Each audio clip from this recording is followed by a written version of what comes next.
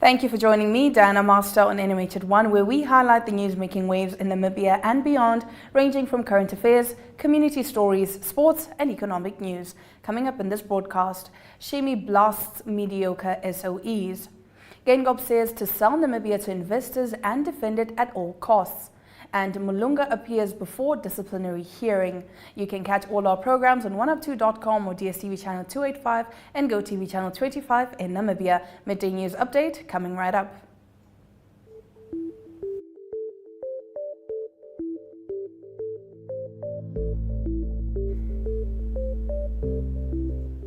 Agriculture Minister speaks at the Cairo Water Week towards harnessing successful transition of the water agenda in Egypt. Let's have a look. How do we treat water?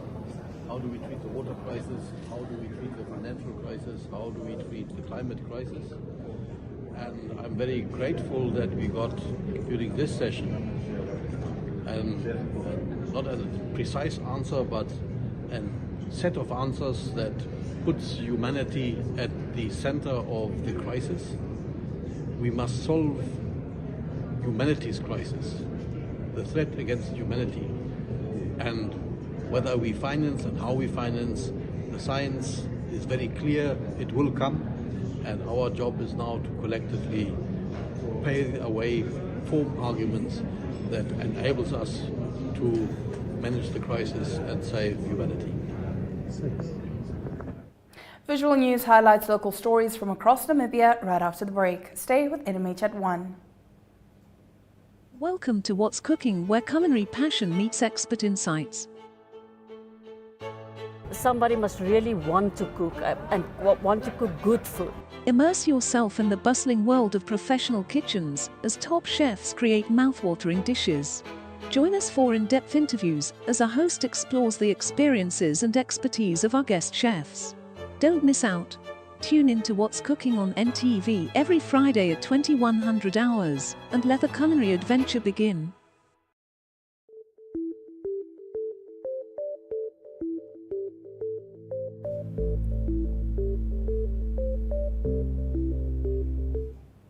Getting into today's visual news clips, President Geingob condemned the violence in Palestine, saying he has learned that there are two types of human beings in this world, those that are very superior and holy, and those that are hunted down and butchered in Palestine. Jemima Beakus reports.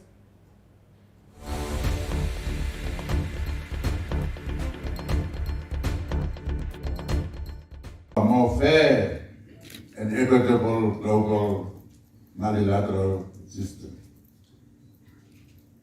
Talking about that, I was reminded by what is happening in this world.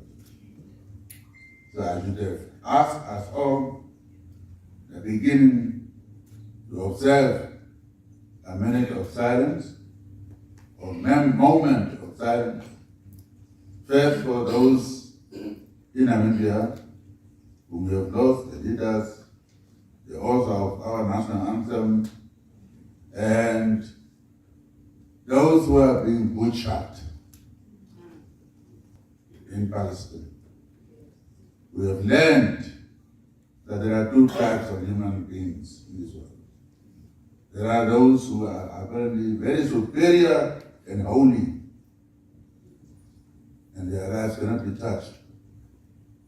But there are others you can just butcher like dogs or whatever, hunting them down, children, the same thing. So to honor all those, may we observe the moment of silence.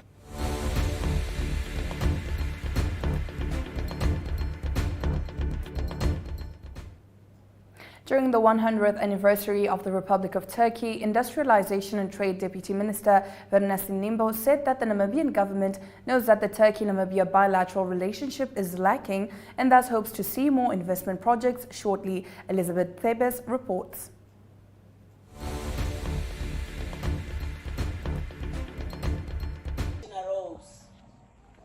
Guided by the visionary leadership of Mustafa Kemal Ataturk and the relentless spirit of its people. For 100 years, Turkey has stood as a testament to the power of transformation, the importance of secularism and the boundless potential of a nation united in purpose. From the ancient ruins of Ephesus to the modern skylines of Ankara, Turkey is a blend of history and progress, tradition and innovation, Your Excellency. The past year, after the devastating earthquakes of 2022, must have been challenging to many of the Turkish people. But their resilience, as they continue to rebuild their homes and lives with the support of the Turkish government, is being admired by all of us.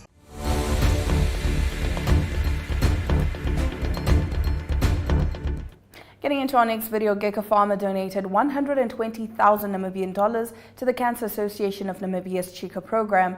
At a handover ceremony, CAN CEO Rolf Hansen said nearly 30,000 children in sub-Saharan Africa are believed to have died from cancer during the COVID-19 pandemic, according to a report by the World Health Organization's regional office. Namibia has its fair share of childhood cancer cases, he said, adding that leukemia, retinoblastoma, nephroblastoma, brain tumors and lymphomas are the most prevalent cancers in Namibian children. Aurelia Africana reports.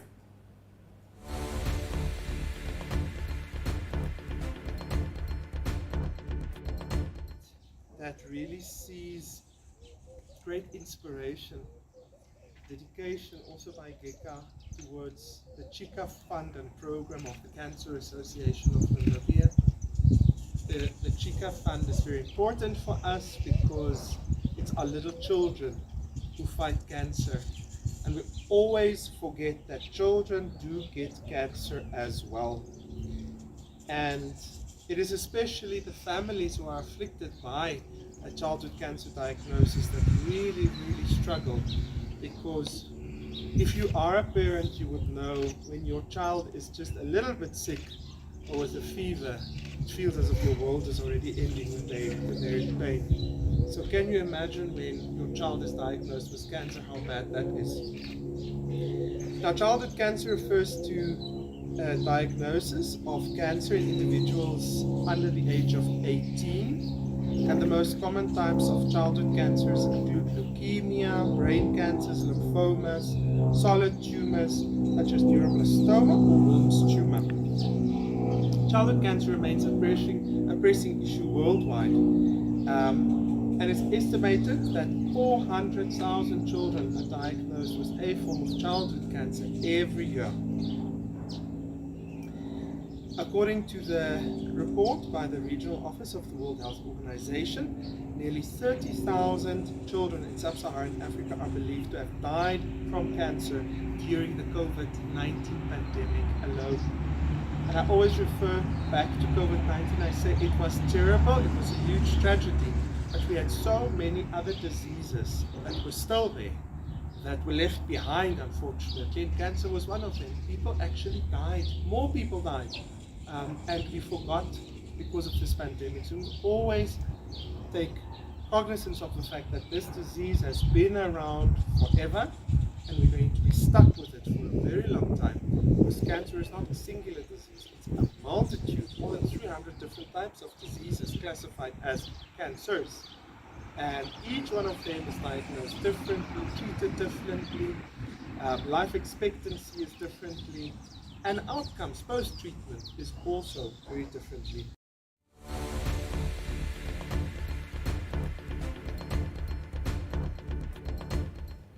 After the break, the Namibian Sun leads us into the newspaper review segment. Stay with NMH at 1.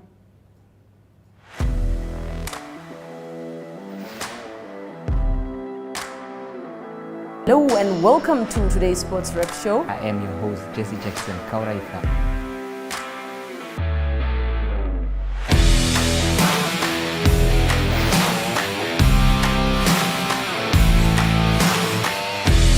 In replay, Namibia, who had won the toss for the first time on this tour. Good day everyone, time for international sports news, starting off with tennis news, both on the WTA for women's and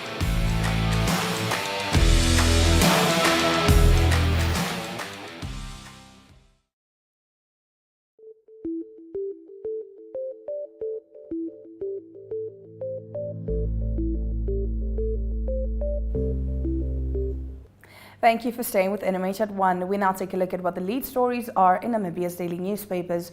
Starting us off, the Namibian Sun reports that Public Enterprises Minister Shiimi has decried the status of state-owned enterprises, saying a number of them are being run below expectations. He made known his dissatisfaction during the launch of an SOE ownership policy framework, which will seek to properly define the government's role in managing and owning these enterprises. On page 3, a 19-year-old man was allegedly stabbed to death at a local shebeen at Okalale village in the Omusati region's Tsandi constituency.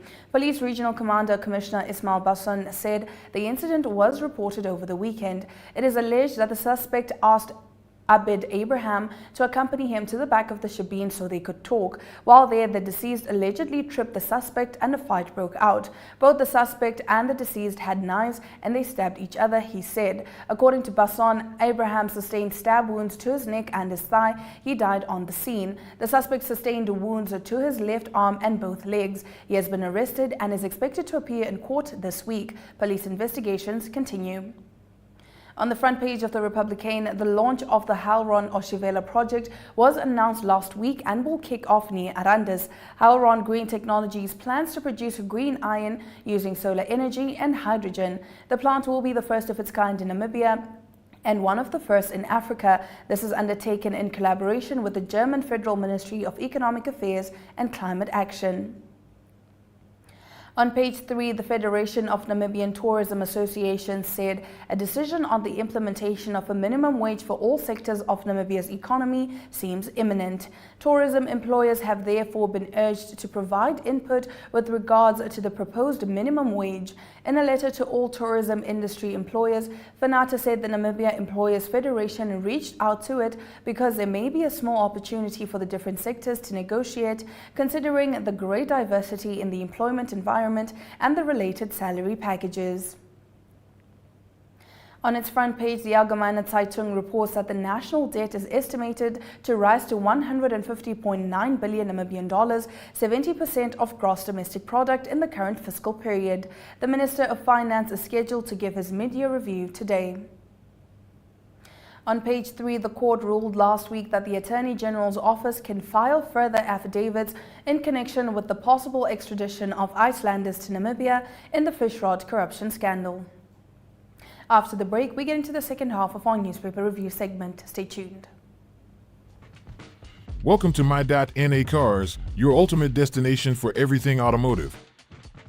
I am your host, Diana Master. Teamwork makes the dream work, right? Discover the latest models, innovative technologies, and expert insights from our passionate hosts. Learn essential maintenance tips and get exclusive behind-the-scenes access to the automotive industry. Don't miss My.NA Cars on NTV every Thursday at 2100 hours. Tune in and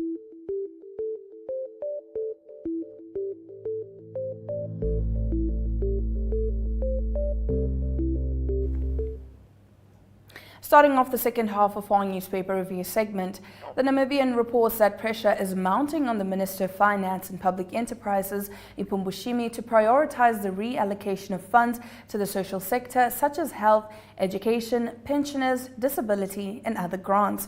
Shiimi will announce the ministry's midterm budget at the parliament this afternoon.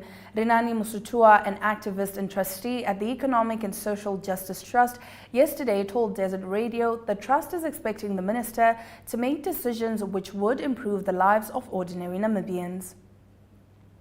On page 3, National Petroleum Corporation of Namibia boss Emmanuel Mulunga has been formally charged by the parastatal and is expected to answer to a multitude of allegations at the hearing, which started this week. Mulunga was expected to plead during the disciplinary proceedings yesterday after he was suspended in April for 6 months. His suspension was subsequently extended twice in August and September. Mulunga will reportedly be required to answer to a number of charges, including allegations of fraud. Sources familiar with the matter said this comes after the company conducted audits and investigations into a number of transactions the parastatal entered into, allegedly at Mulunga's behest.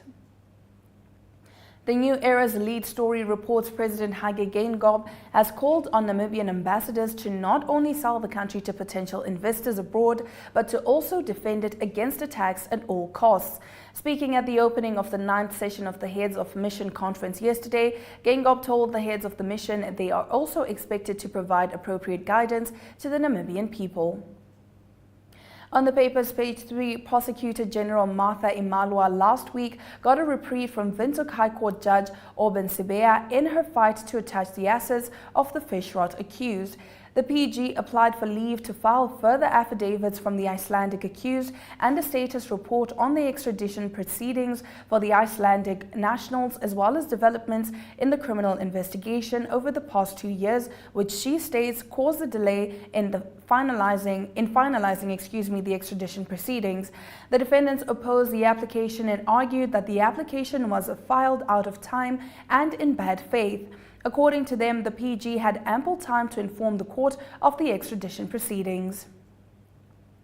The Market Watch reports that Finance Minister Shiimi is expected to table the mid-term budget review today for the financial year 2023-2024. The $84.6 billion Namibian budget for the current financial period was initially tabled in February. Total expenditure composed of $66.1 billion Namibian in operational expenditure, representing 78.2% of the total budget.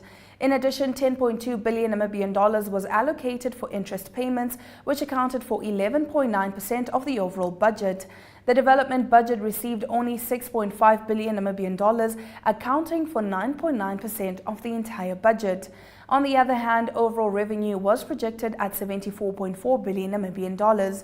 Government debt was estimated to increase to $150.9 billion Namibian, representing 70% of gross domestic product during the current financial period. Namibia only meets 4% of local fruit demand. An update on this story coming up as we move over to economic news after the break. Neopaints has established a 67-year Namibian legacy, creating personalized paint solutions that blend quality and innovation for the Namibian people. We pride ourselves in being a 100% Namibian-owned company, investing in our country and our people by employing and empowering true Namibians. With every brushstroke, Neopaints commits to our quality guarantee and always delivering a coat of excellence. At Neopaints, we always stay true to our country. We are as Namibian as you.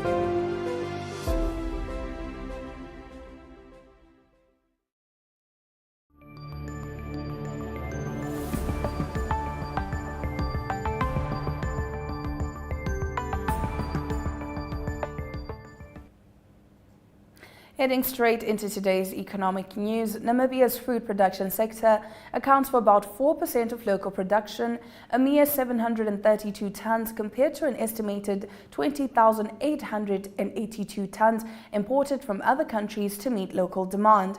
This is according to a study conducted by the Namibian Agronomic Board. Agribank's technical advisor for crops and poultry, Hanks Saisai, said most fruits consumed in Namibia, such as apples, pears and bananas, are seldom produced here. Oranges and grapes are amongst the most supplied fruits from local producers. He said food commodities predominantly exported from Namibia consist of about 28,483 tons of grapes and 81 tons of mangoes. Moreover, in recent years, blueberries are among the popular fruits exported to the European market. Let's take a look at our economic indicators.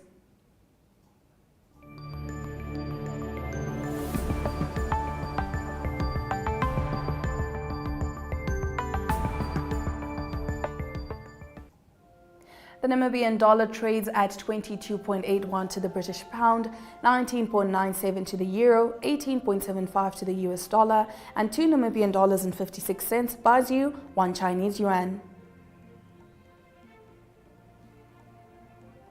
All of these are selected NSX stock closing prices maintained.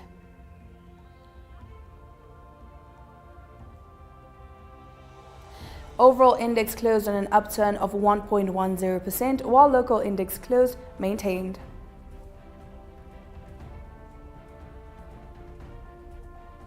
Looking at commodities, all commodities are up. Gold by 0.14%, copper 1.84%, platinum 0.07%, and Brent crude oil 0.65%. Don't go anywhere, we return with news from Africa right after this. Welcome to What's Cooking, where culinary passion meets expert insights. Somebody must really want to cook and want to cook good food. Immerse yourself in the bustling world of professional kitchens as top chefs create mouth-watering dishes. Join us for in-depth interviews as our host explores the experiences and expertise of our guest chefs. Don't miss out. Tune in to What's Cooking on NTV every Friday at 2100 hours and let the culinary adventure begin.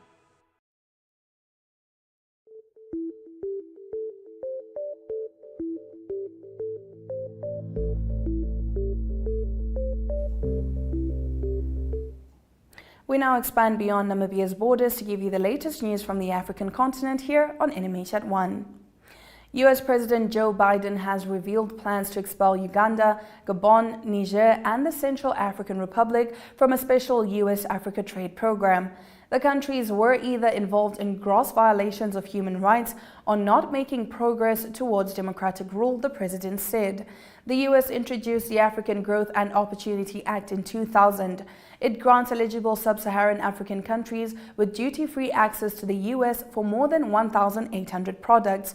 President Biden said that Niger and Gabon, both of which are currently under military rule following coups this year, are ineligible for AGOA because they have not established or are not making continual progress toward establishing the protection of political pluralism and the rule of law. He also said that the removal of the CAR and Uganda from the program was due to gross violations of internationally recognized human rights by their governments. In May, the US government said it was considering removing Uganda from AGOA and introducing sanctions on the country after it passed a controversial anti-homosexuality law.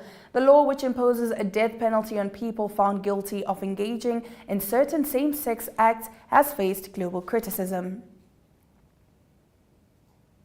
Stick around after the break, we bring you international news. Welcome to My.NA Cars, your ultimate destination for everything automotive. I am your host, Diana Master. Teamwork makes the dream work, right? Discover the latest models, innovative technologies, and expert insights from our passionate hosts. Learn essential maintenance tips and get exclusive behind-the-scenes access to the automotive industry. Don't miss My.NA Cars on NTV every Thursday at 2100 hours.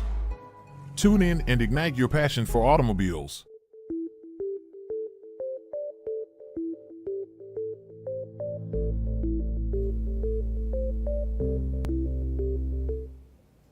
In international news this afternoon, Russian tycoon Alexei Kuzmichev has been detained for questioning in France in connection with alleged tax evasion and money laundering and for violating international sanctions, the French Financial Prosecutor's Office said on Tuesday.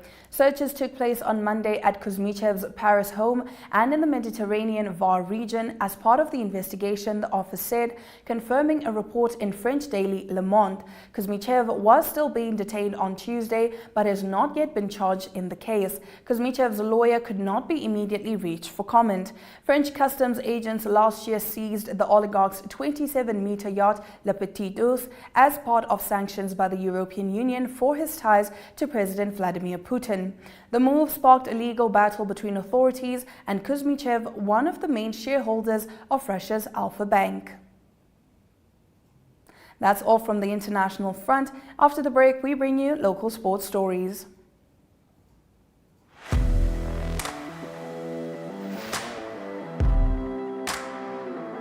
Hello and welcome to today's Sports Rep Show. I am your host, Jesse Jackson Kauraifa.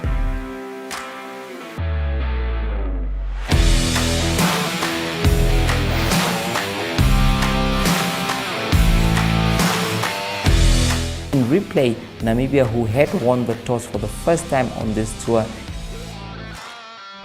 Good day everyone, time for international sports news, starting off with tennis news, both on the WTA for women's and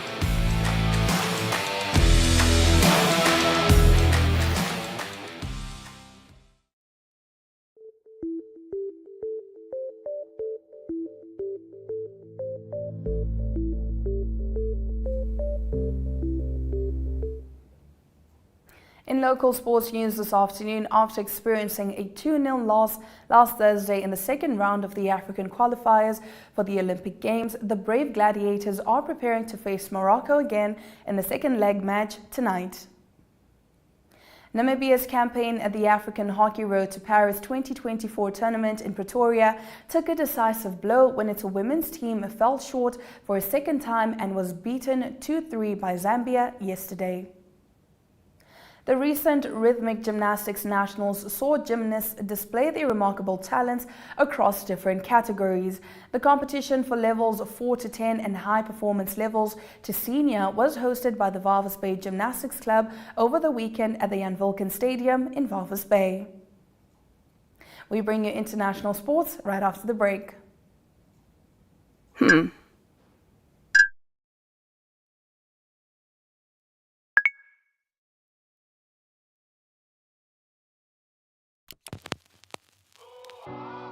eTicket, your online ticket solution for events and event marketing, bringing you ease of mind and making sure that your event gets out there.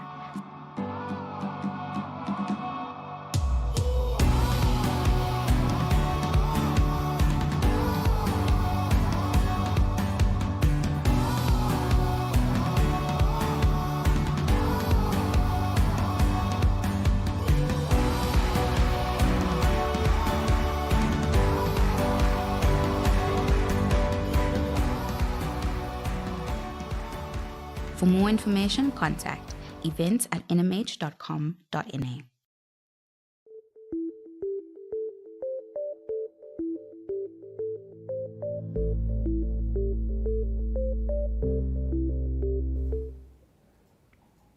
In international sports news, we of course start with the biggest news. The GOAT himself, Lionel Messi, won the 8th Ballon d'Or of his remarkable career at a glittering ceremony in Paris on Monday, while Spain's World Cup winning star Aina Kweyo took the women's prize.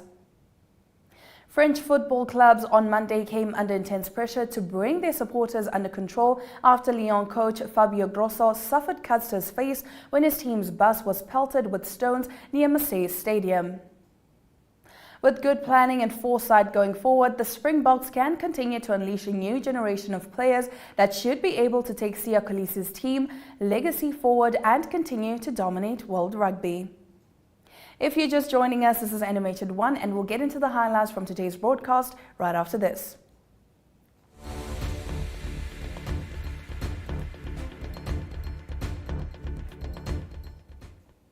For those of you that are just joining us, let's take a look at the news highlights. US President Joe Biden has revealed plans to expel Uganda, Gabon, Niger, and the Central African Republic from a special US-Africa trade program. In international news, Russian tycoon Alexei Kuzmichev has been detained for questioning in France in connection with alleged tax evasion and money laundering and for violating international sanctions. Moving over to local sports, after experiencing a 2-0 loss last Thursday in the second round of the African qualifiers for the Olympic Games, the Brave Gladiators are preparing to face Morocco again in the second leg match tonight. Those have been your highlights. Remember to tune in every weekday at 1 p.m. to spend your lunch hour with NMH at 1, catching up on the latest news in Namibia and beyond. From me, Diana Master, I wish you a lovely Tuesday ahead.